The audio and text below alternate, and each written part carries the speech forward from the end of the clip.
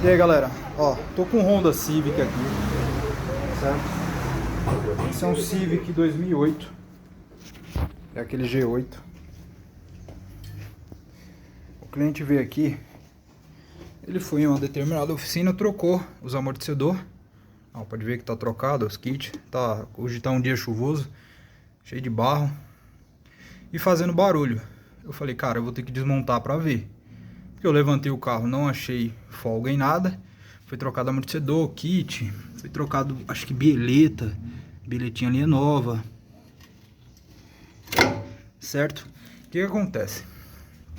Essa mola aqui tá do lado do motorista, certo? Lado esquerdo. Ela tava montada do lado direito. E a do lado direito montada do lado esquerdo. Aí ela fica invertida esse elo. Tá vendo que ela começa de trás pro carro, ó? Ó, caixa de direção, parte de trás, ó. Mola, subindo pra frente. Quando você coloca a mola do lado direito aqui, ela fica ao contrário. Em vez dessa mola estiver subindo pra frente do carro, ela fica subindo pra trás do carro, quando você inverte. Aí a mola fica torta e fica fazendo barulho. O coxinho aqui, ó, pode ver que o coxinho é novo. É novo, mas eu tô achando meio estranho. Muita tinta aqui em cima, acho que deve ser recondicionado isso aqui. Não sei se dá pra ver, tem uma seta aqui, ó. Tá vendo? A seta, ela fica pra frente do veículo.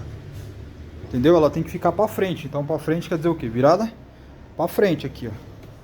E ela não tava montada assim, tava montada ao contrário. Ela tava virada pro lado, virada pra cá, ó. Ela tem que ficar virada pra cá, onde tá meu dedo. Tá vendo? Aqui é a lateral do carro, aqui é a frente do carro. Ela tava marcando pra lateral aqui, ó. Então não pode, tem que ficar pra frente, certo? Senão você tem um problema de geometria. Você vai ter um problema de geometria. Provavelmente vai danificar rápido o seu coxinho de amortecedor, tá? Coxinho de amortecedor é esse aqui, ó. O batente está aqui dentro. Aqui é a coifa protetora para não entrar areia, né? Para ficar entre o retentor e a haste, entrar e danificar o amortecedor. Com essa seta para frente, você tem uma medição de alinhamento, de geometria, de cambagem de caster boa.